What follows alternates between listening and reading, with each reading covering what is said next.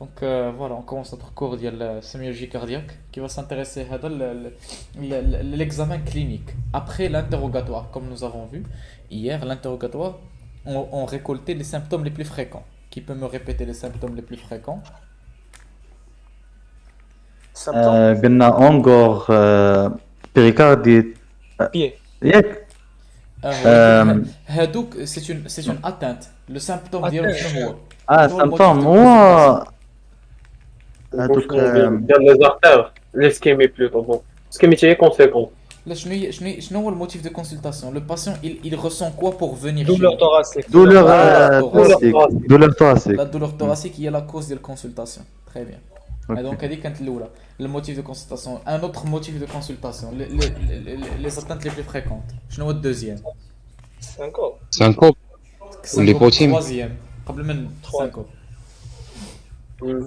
Douleur, parce que les membres, les extrémités. لا هذيك هذيك claudication Voilà. intermittente des membres inférieurs هذيك هي الرابعة. Deuxième اللي شفنا حسب الترتيب ديالكم. La dyspnée, la dyspnée. Dyspnée. Très bien. ديسبني Dyspnée. Ensuite nous avons كما قلت claudication intermittente. من بعد شنو كاين؟ من بعد claudication. اخي حاجه شنو هي كلوديكا هي claudication. كنحسبوا l'index de pression. Donc voilà. Après le claudication, donc ça fait c'est nos atteintes les plus fréquentes, nos motifs de consultation les plus fréquents. Les symptômes, غنشوفوا دابا ce qui vient après, اللي هو l'examen clinique. بعدا d'autres éléments recueillis, les autres symptômes, les antécédents. Donc les autres symptômes بحال la fièvre, on recueille la fièvre كنقولوا une courbe de température حتى هي. Donc la fièvre كنشوفوا la caractéristique ديالها حيت nous allons voir qu'il y a plusieurs types de fièvre indicatrice de quel type d'atteinte l'individu en souffre et reconnaître la cardiopathie ici هي اللي كتكوزات هاد la fièvre. Voilà, chercher les causes, est-ce que les cardiaques, etc. Hémoculture, certains systématiques. Relation de la fièvre à la cardiopathie. Est-ce que la cardiopathie est la fièvre, donc on a une infection au niveau du cœur, etc. Autres symptômes, la toux, hémoptysie, asthénie ou bien la prise de poids. Donc, ce sont des autres symptômes liés associés à une atteinte, les cheveux les œdèmes qui donnent la prise de poids, asthénie fréquente parce que l'individu il n'a pas une oxygénation assez importante, donc ça va causer l'énergie qu'il dépense. Les hémoptysies, peut-être œdème pulmonaire, etc. Et la toux, manifestation respiratoire paroxystique. Ensuite, nous allons recueillir les antécédents. On va distinguer est-ce que l'individu il souffre par des facteurs de risque majeurs, mineurs. Les antécédents, est-ce que qu'il y a un cancer cardiaque, ensuite les facteurs de risque. Par exemple, qu'il y a des facteurs non modifiables, notamment l'âge, le sexe, l'hérédité. Est-ce qu'il contient des gènes?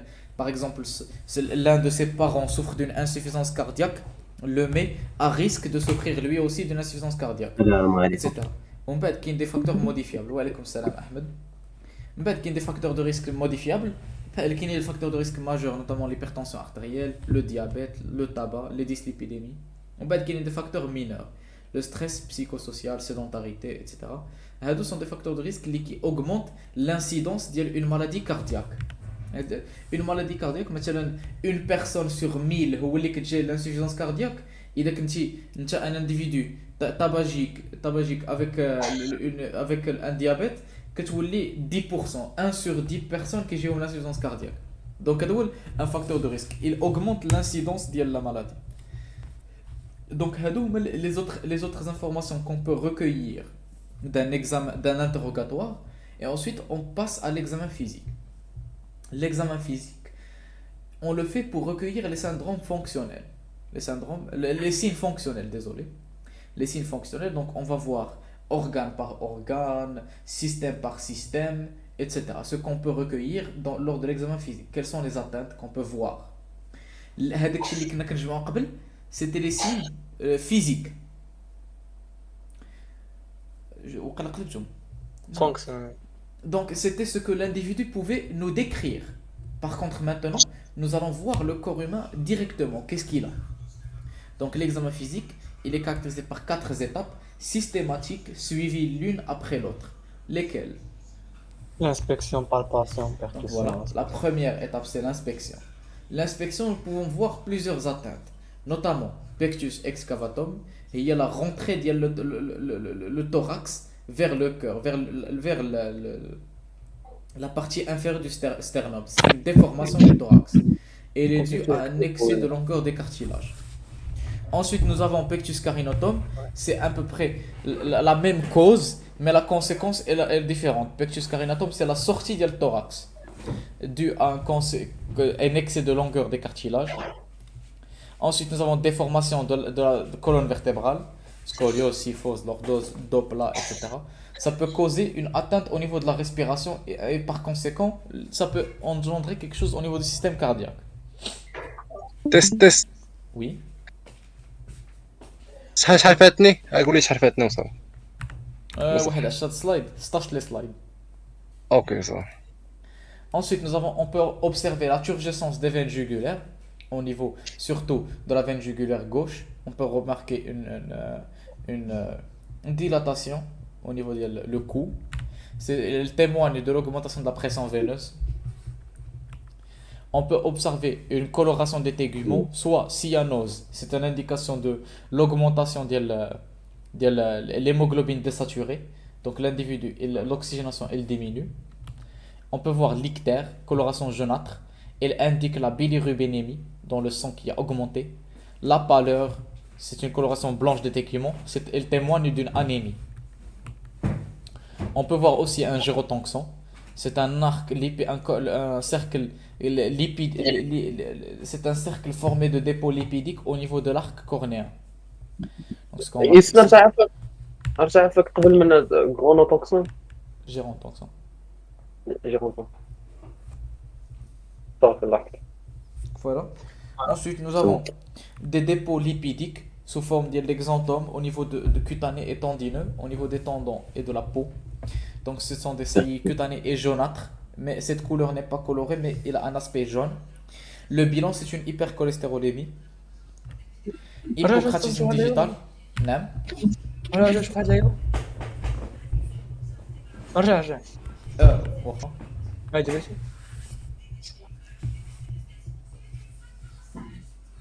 صافي لاحظت L'hypocratisme digital, c'est un renflement en baguette des dernières phalanges. Donc, il témoigne une hypoxie chronique. On aura alors un bombement des dernières phalanges. Les doigts, ils vont avoir un aspect comme dilaté. بالمقارنة مع الphalange اللي قبل. Ensuite, nous avons la dernière information qu'on peut observer lors de l'inspection, c'est l'œdème des membres inférieurs. On le trouve surtout au niveau des zones déclives. Et leurs caractéristiques qui nous intéressent, les œdèmes normaux, ils sont bilatéraux, symétriques, blancs, mous et indolores. Ça témoigne d'un œdème dû à une insuffisance cardiaque. Ce qui veut dire que la pression hydrostatique tlaat, donc l'eau il commence à sortir vers l'extérieur, vers le milieu extérieur, ce qui va causer l'œdème des membres inférieurs. Mais par contre, nous allons voir que d'autres atteintes, nous aurons d'autres types d'œdème. Donc l'œdème des membres inférieurs dû à l'insuffisance cardiaque. Voilà. Ensuite, on passe à la deuxième étape, il y a la palpation. La palpation, vous connaissez très bien. Nous allons poser notre main et commencer à palper la majeure partie du corps humain qui va nous intéresser. En système cardiovasculaire, on va apprécier la cinétique de toute la région précordiale. Donc nous allons voir le cœur, où est-ce qu'il bat, le choc apexien. Donc c'est un indicateur si le cœur il est bien orienté ou bien il commence à avoir une orientation incorrecte due à une hypertrophie d'un seul endroit. Par exemple, s'il y a une hypertrophie ventriculaire droite, ça va le décaler vers la droite, etc. Donc soulèvement pendant la systole, quatrième espace, correspond à la contraction ventriculaire, mieux perçue, etc. En pathologie, il peut être dévié. Dans le cas d'une augmentation du volume dans l'un des deux côtés, soit le ventricule gauche, soit le ventricule droit, etc. Donc, on peut avoir deux foyers battants en cas d'anévrisme ventriculaire, etc. Ensuite, nous pouvons voir le signe de Harzer. Le signe d'Harzer, on le trouve au niveau du creux xiphoïdien en inspiration profonde. On trouve un signe de dilatation. Il témoigne d'une hypertrophie du ventricule droit. Donc, en inspiration profonde et lors du creux xiphoïdien, on va ressentir une dilatation. Ça témoigne que le ventricule droit, il est dilaté, il est bien rempli. Bien sûr, il faut le différencier des battements aortiques. Donc, les battements aortiques, ils sont cycliques par exemple, alors que le ventricule droit, la dilatation, elle n'a pas la même rythmicité. حيت تما كاين لاورت اللور تكون هابطه. Donc, le frémissement, il traduit une turbulence et accompagné d'un souffle ou un roulement. Il peut être systolique ou diastolique. Donc, par palpation, on va trouver un frémissement. On va ressentir quelque chose qui vibre. On va ressentir des vibrations. Mais ce qui va nous intéresser surtout, c'est le souffle, la caractéristique du souffle qu'on va entendre en auscultation. Donc, ce frémissement, c'est juste une indication qu'il y a un problème au niveau de l'hémodynamique. La circulation sanguine est anormale.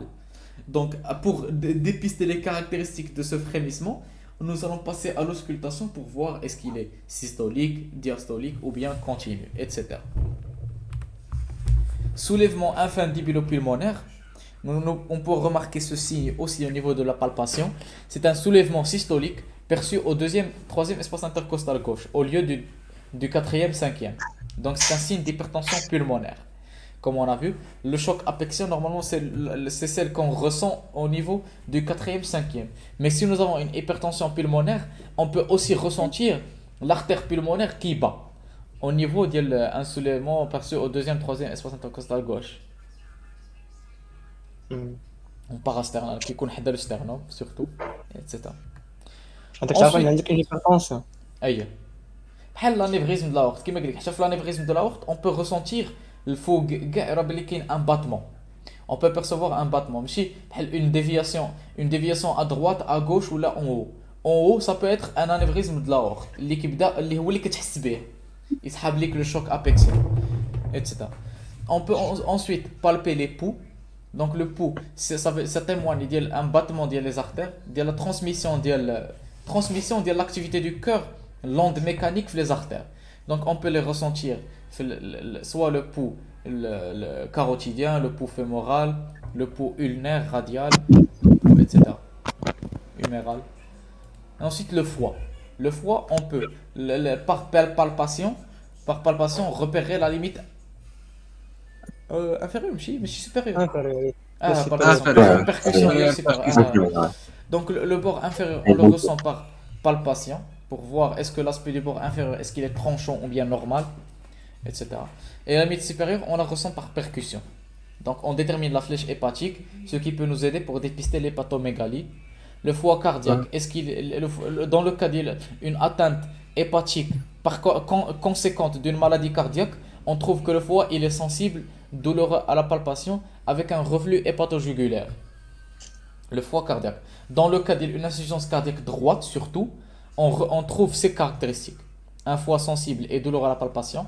Et lorsqu'on appuie sur le foie, on trouve un reflux jugulaire. Si vous vous rappelez de cette manœuvre. Donc voici un reflux hépato-jugulaire. Comme on le remarque ici, l'individu est couché en regardant vers la gauche. Mais je vais vers la droite, moi. باش بان تيرجسون الغف. Mais bon, puisque c'est un état avancé, يكون كيبان في les deux veines jugulaires. وراه خاصو يشوف اغوش خاصو يشوف اغوش باش يبان الفان جولار دروات. Donc voilà, le reflux hépato-jugulaire. Donc on remarque la veine jugulaire droite qui est gonflée après avoir appuyé sur le foie. Ça témoigne d'une augmentation de la pression des veines caves, sur les veines portes, ce qui veut dire que parce que le cœur est incapable de faire circuler le sang d'une manière normale. Donc puisqu'il y a une insuffisance cardiaque droite, le sang commence à s'accumuler au niveau des veines caves. Et lorsqu'on appuie sur le foie, puisque le foie crève la terminaison des veines caves, donc il est aussi touché. Il commence à se gonfler de sang. Ensuite, nous avons l'étape la percussion, une étape très très importante parce que elle permet de dépister une seule atteinte qui nous aide grandement. L'étape la percussion en elle-même, elle ne donne pas réellement de valeur sémiologique. Est-ce qu'il y a une atteinte cardiaque? Par contre, c'est elle qui nous permet de nous dire si la prochaine phase elle sera efficace ou non. Parce que la percussion, elle doit rester systématique pour rechercher un épanchement pleural. Si en percussion on trouve un épanchement pleural, À votre avis, comment sera la phase اللي من وراها؟ ما غاتبانش شنو هي la phase اللي ولا من غتكون وراها؟ مشوشه هي مشوشة. لوسكولتاسيون. L'auscultation, on ne pourra pas réellement entendre les sons. Donc la percussion est importante pour que nous puissions bien avoir pour que nous puissions avoir une bonne interprétation lors de l'auscultation. Si on saute la percussion, on peut ne rien entendre en auscultation et être mené en erreur. C'est pour cela elle reste quand même systématique, elle doit être toujours utilisée. Et ensuite l'auscultation. L'auscultation, c'est la dernière étape de l'examen clinique et qui est aussi, c'est une étape majeure qui nous permet d'extraire un grand nombre d'informations. C'est pour cela il faut faire vraiment très très attention. Il faut être dans un silence et avoir un bon stéthoscope. La position du malade, elle doit être adéquate, ainsi que palper le pouls en même temps. Parfois en apnée pour dépister certaines maladies, pour faire la différence avec d'autres maladies. Surtout du système respiratoire. Donc les foyers, d'abord on ausculte les foyers. Foyer aortique, pulmonaire, mitral, tricuspide, etc. Pour voir est-ce que les foyers, ils se ferment et causent d'une manière normale. Il n'y a pas d'insuffisance. Donc les foyers d'auscultation, si vous vous rappelez, aortique, pulmonaire, mitral, tricuspide. Voilà, on peut les ausculter dans ces régions. Ensuite, on détermine le rythme cardiaque. Est-ce que le rythme cardiaque est normal ou anormal? Est-ce qu'il est régulier? Régulier, ça veut dire qu'il suit il a un cycle constant. Il n'a pas le cycle, il n'est pas variable. Ce que je veux dire, c'est que le cycle, un battement entre la durée qui sépare un battement à un autre doit rester la même. Ça veut dire que un cycle doit durer 1 seconde. On aura 1 seconde pendant toute la minute. Mais si un cycle fait 1 seconde, un cycle fait demi-seconde et un autre cycle fait 2 secondes. Donc ça témoigne d'une irrégularité. Et ensuite, le nombre de battements par minute. Le nombre de battements par minute, il doit aussi être normal pour ne pas être dans la bradycardie ou bien la tachycardie. Les bruits du cœur. Donc vous vous rappelez très bien de B1 et B2. B1 et B2 témoignent de la fermeture des valves. Le B1, c'est la fermeture des valves auriculo-ventriculaires. Et B2 témoigne de la fermeture des valves sigmoïdiennes. Voilà. Donc, autrement dit, entre B1 et B2, c'est la systole. Et entre B2 et B1, c'est la diastole. Ça va? Yes. Oui. Jusque-là, très bien. Ensuite, on peut aussi parfois percevoir B3 et B4. Que sont B3 et B4? Qui peut me rappeler شنو هو B3 B3 هو الباساج ديال لو سون من لوريات فيغ الفونتريكل كات سي كونتراسيون اوريكولار. ولا اخر كونترا B3 ou B4, alors بجوجهم c'est la circulation du sang. C'est la circulation du sang. B3, elle vient au début du remplissage. Le remplissage est rapide. B4, elle survient lors de la contraction auriculaire. La contraction auriculaire, il éjecte le sang à obtenir rapidement. Donc B4 réapparaît. C'est pour ça qu'il est appelé un roulement diastolique. Le sang, il commence maximal, il diminue progressivement et il devient B4 et disparaît. C'est-à-dire à quoi ressemble le bruit. Donc voilà, B1 et B2 sont séparés par des silences. B1, B2 systole, B2, B1 diastole. B1 maximum à la pointe, B2 maximum au niveau des foyers aortiques. Intensité, elle est plus prononcée chez le maigre, plus faible chez l'obèse. Dédoublement de B2, ça peut être dû à l'inspiration ou bien lors d'une communication interatriale ou bien interventriculaire. Donc voilà, dans les cas du dédoublement de B2, où on va entendre deux fermetures des valves aortiques, des valves sigmoïdiennes. Pourquoi? Parce que les volumes, ils ont été décalés. Un ventricule va se fermer, va se vider avant l'autre ventricule. Parce que imaginez avec moi, si nous avons une communication, ça veut dire qu'un cœur gauche ou le droit, il va verser son sang dans l'autre cœur. Ce qui veut dire qu'un cœur va se remplir plus que l'autre. Ce qui veut dire qu'un ventricule va terminer sa fonction et éjecter son sang avant l'autre. Et c'est ce qui va causer ce qu'on connaît ici, le développement de B2. Une valve va se fermer avant la deuxième et c'est ce qui va causer qu'on va entendre deux B2. Ça va? Yes. Lexique, maintenant. Nous allons voir en auscultation, les auscultations, les sons qui sont anormaux, comment pouvons-nous les classifier? Donc, si le son se trouve entre B1 et B2 en systole, on parle de holosystolique. S'il se trouve en diastole, il est holodiastolique. Ensuite, en fonction de la durée, quand est-ce qu'en fonction de le début ou la fin, on parle de proto, méso ou bien télé. Proto, c'est le début de la phase, proto-systolique. Méso, c'est au milieu. Et télé, c'est vers la fin de la phase, voire même la prochaine phase. Donc voilà. On va parler alors des bruits surajoutés, notamment B3 et B4.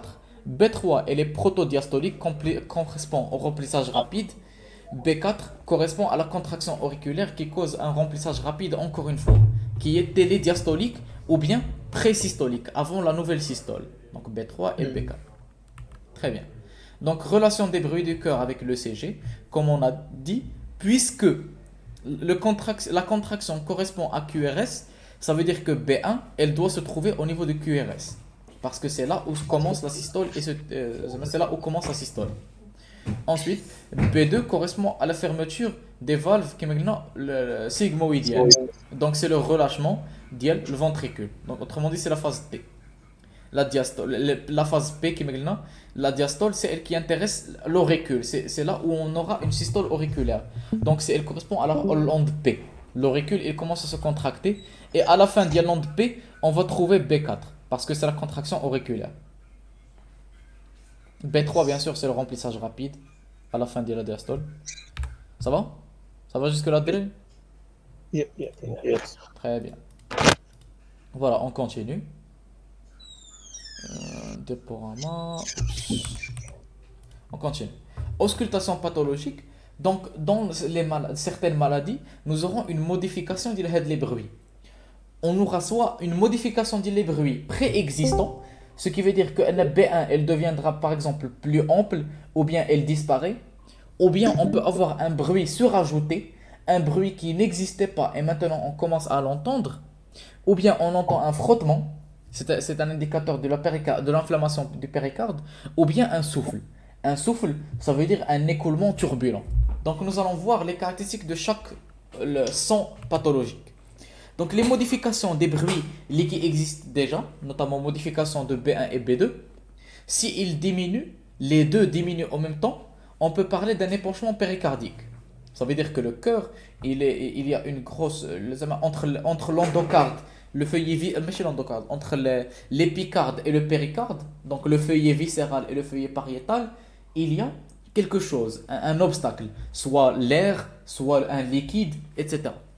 Et ce liquide ou bien l'obstacle, il va alors bloquer la propagation du sang. Et puisque le sang n'est plus capable de bien se propager, nous ne le percevrons plus en auscultation. C'est pour cela, les deux foyers, les deux bruits, désolé, ils vont varier de la même manière. B1 et B2 diminuent. Par contre, si on a la diminution d'un seul, ou bien la variation d'un seul, ça veut dire que c'est cette partie du cœur qui est touchée. Par exemple, si on a la variation d'un seul, ça veut dire qu'une phase est touchée, soit l'auricule, le ventricule, etc. Donc la variation de B1, elle a peu d'intérêt, donc on ne s'intéresse pas trop. Mais la variation de B2, si B2 est diminué, c'est un indicateur d'un rétrécissement aortique.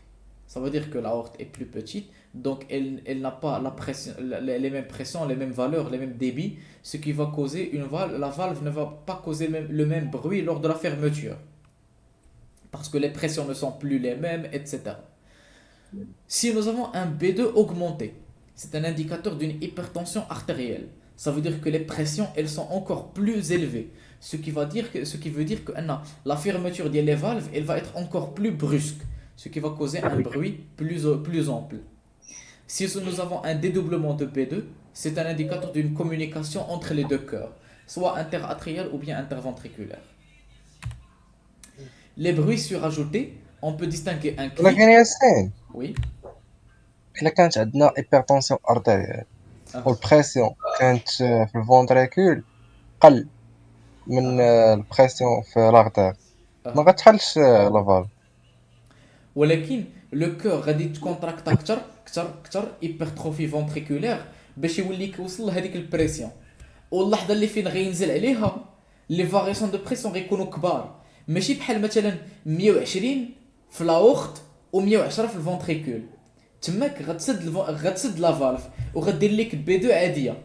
باغ كونطخ 160 في لا اورت و140 في الفونتريكول غدير لك اون فيرموتور بلو بروسك ديال الفالف اورتيك، ce qui va causer l'augmentation ديال البروي de B2.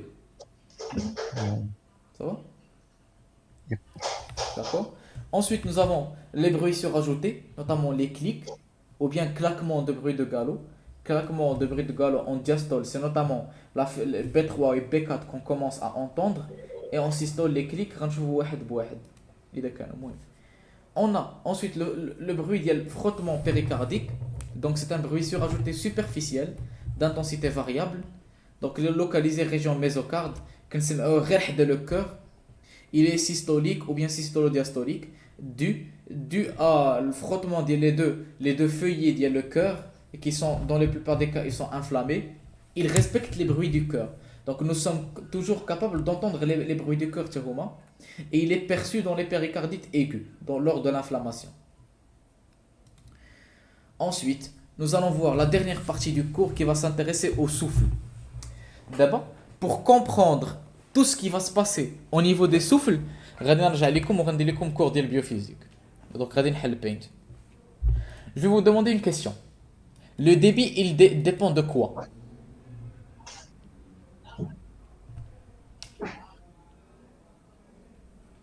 Le volume.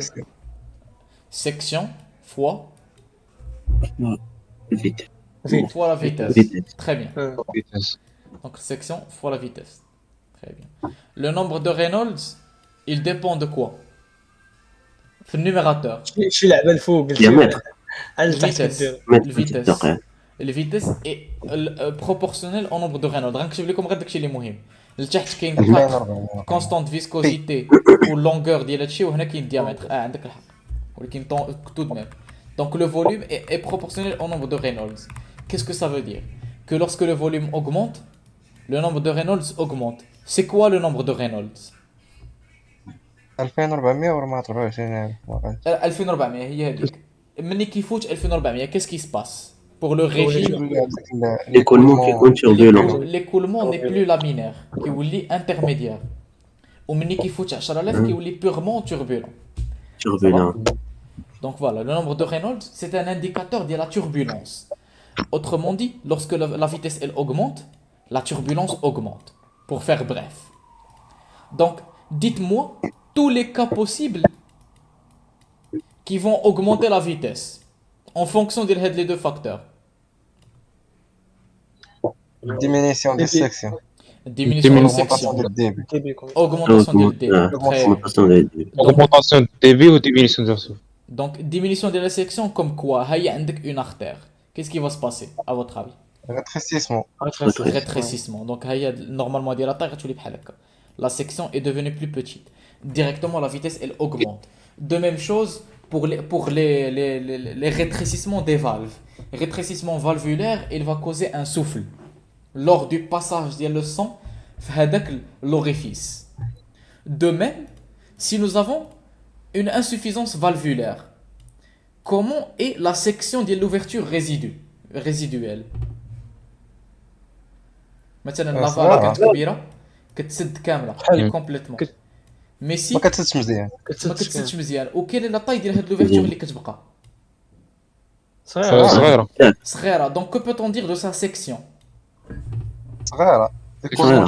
Autrement dit, الفيتاس lorsque le sang Vitesse. va circuler à partir de cet orifice, il va être turbulent parce que sa vitesse va être élevée. Très bien. Donc vous allez comprendre alors que les régurgitations sont turbulentes. Ça va? Parce que les régurgitations, ils vont retourner par un orifice très petit. Ensuite, le débit, il augmente. Je vais vous donner une idée. La systole, comment elle est? La durée de la systole? 0,3. Constante. Elle est 0,3. constante, égale à constante. Très bien. Donc si le cœur, je lui donne 200 millilitres par rapport à 400 millilitres, qu'est-ce qui va le faire travailler encore plus pour faire sortir le débit? Et la diastole. Là, quelle est la conséquence? Le cœur, il a un volume plus grand. غيحاول يزيد الفيتاس. هيبرتروفي. خاصو يكون تاع دغيا باش خاصو يكون باش دغيا. يستقبل الفوليوم. في الكلمة ديال دغيا هي كيزيد الفيتاس. دونك عندكم الحق. Parce que je lui donne un volume, mais la durée est constante. Un débit, c'est quoi? C'est un volume par seconde. Puisque la durée de la systole est constante, si j'augmente le volume, j'augmente le débit. Donc la vitesse, autrement dit, elle va augmenter. Donc imaginez avec moi, au final, le débit, bon, le débit est égal à la section fois la vitesse qui est égale à un volume fois une durée. Ils sont liés. Donc au final, S fois V est égal à V fois T. Donc autrement dit, tout ce que vous Fois ou remarquez la sur? ici, fois V fois sur T, عندك حق. Sur T. Donc tout ce qu'on peut هذه في الفيتاس ماشي volume. Donc vitesse VIT. Donc tout ce qu'on peut, les manières qu'on peut agir sur la surface, le volume ou bien autre, et qui ont par conséquence augmenté la vitesse, ils vont causer un écoulement plus turbulent. D'abord je vois les exemples les kinef le cours d'Iana. Donc nous allons voir les cas possibles au niveau du cœur, mais chez les vaisseaux. Au niveau du cœur, on peut avoir passage de flux à travers un orifice rétréci, donc une sténose, ou bien un rétrécissement d'une valve. Un retour en arrière du sang. Lors d'une insuffisance, il reste une petite ouverture. Et c'est cette petite ouverture, elle va causer un écoulement turbulent. Une communication anormale entre les cavités. La communication, brasa, c'est un petit orifice. Donc, lorsque le sang va circuler par l'orifice, c'est un indicateur, il va être à une vitesse très élevée et ça va causer un écoulement turbulent. Et finalement, l'augmentation du débit à travers un orifice normal. Dans ce cas, lorsque il y a une communication entre les cœurs, qu'est-ce qui se passe pour les volumes? Un cœur aura son volume diminué, alors que l'autre, il aura son volume augmenté. Donc directement, la vitesse de l'écoulement de sang, elle va augmenter parce que il doit s'assurer un volume plus élevé, une durée constante. Il ne peut pas augmenter la durée de la systole. Ce qui va causer un écoulement turbulent et un souffle qu'on peut percevoir en auscultation. Donc voici les imageries qui vont nous montrer des exemples. Une sténose, une régurgitation par un orifice réduit, une communication anormale, avec l'orifice qui cause un écoulement turbulent, et finalement l'augmentation de le débit. Lorsqu'on a une communication entre les deux cœurs, un cœur est rempli plus que l'autre, donc il a un volume plus élevé. Donc son débit directement il sera plus élevé parce que la durée est constante. Voilà. Donc maintenant, la partie le cours, je ne vais pas l'expliquer parce que imaginez c'est comme un exercice. Si vous avez compris ce que je viens de dire ici, si nous avons maintenant un rétrécissement mitral, vous pouvez en déduire ses caractéristiques. Un rétrécissement mitral, est-ce que ça va être un souffle diastolique, etc. Un souffle d'éjection et un souffle de régurgitation. Quand est-ce qu'ils vont se passer, etc. Donc je ne fais faire qu'un seul exemple pour que vous compreniez. Donc les caractéristiques qui connaissent la paroi thoracique la plus proche de la turbulence, d'où est-ce qu'il survient avec la turbulence et se propage dans le sens du courant de circulation, le sang. Donc on doit déterminer les caractéristiques, elles sont protosystoliques, mésosystoliques, télésystoliques, est-ce qu'elles sont diastoliques ou bien continues. Donc on doit distinguer deux types, les souffles organiques ou bien souffles fonctionnels. Les souffles organiques, c'est un indicateur que les valves, elles sont malades. Et vous devez savoir que lorsque la valve est malade, ça engendre un souffle de tous les types. Ça peut être systolique, diastolique ou bien les deux. Par contre, les souffles fonctionnels, dus à une autre cause, soit une augmentation du volume ou bien quelque chose d'autre, et ça va causer un souffle exclusivement systolique. Parce que ce n'est qu'en systole où avec le débit augmenté, entraîne une turbulence. C'est pour ça qu'on le perd en systole. Donc d'abord, il y a des souffles antérogrades, des souffles rétrogrades.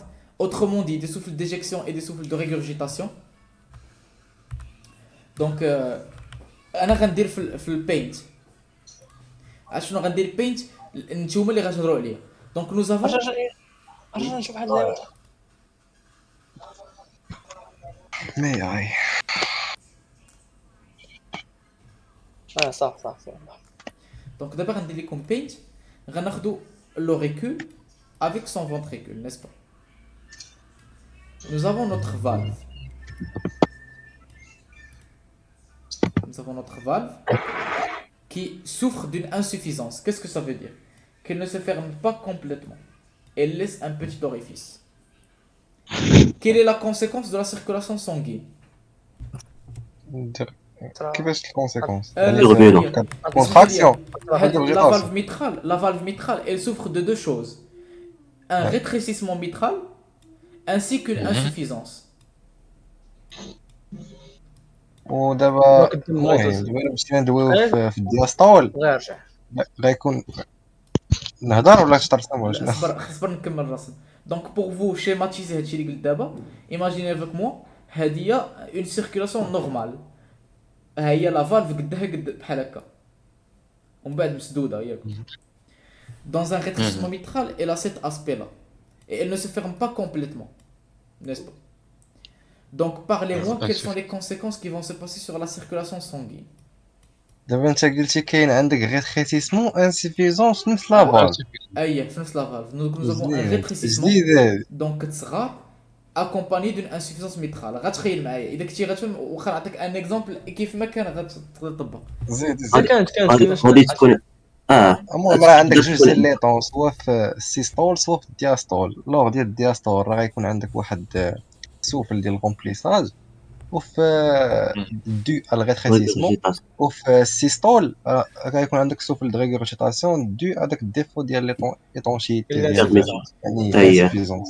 Donc en diastole, la valve est ouverte, n'est-ce pas? Mais puisqu'elle est rétrécie, donc le débit, le kimagna, c'est vitesse fois la section. La section ici, elle est rétrécie, elle a diminué. Ça va engendrer que la vitesse elle augmente. Donc un écoulement turbulent, de remplissage, diastolique. Très bien. Ensuite, lors de la deuxième phase, lors de la systole, le ventricule va se contracter. Le ventricule va se contracter, d'où il va essayer d'augmenter la pression. Mais puisque, comme je viens de dire, nous avons une insuffisance mitrale. Ça veut dire que la valve mitrale n'est pas complètement fermée, ce qui laisse une petite ouverture. Et ce qui va causer un souffle de régurgitation. Le sang, il va traverser ce courant. Et puisque l'orifice est très petit, directement la vitesse est très rapide. Ce qui va causer donc le souffle de régurgitation systolique lors de la phase de la systole.